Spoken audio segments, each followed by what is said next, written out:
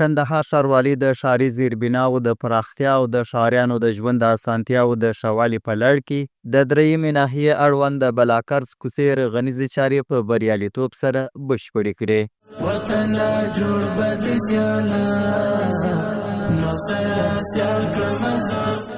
یاده کوڅه چې 125 متره اوږدوالی او 6 متره پلنوالی لري د 100 ورځو په موده کې د معیاري اصولو له مخې ورغول سوه او د عامه ګټې اخیستنې لپاره وسپارل سوه.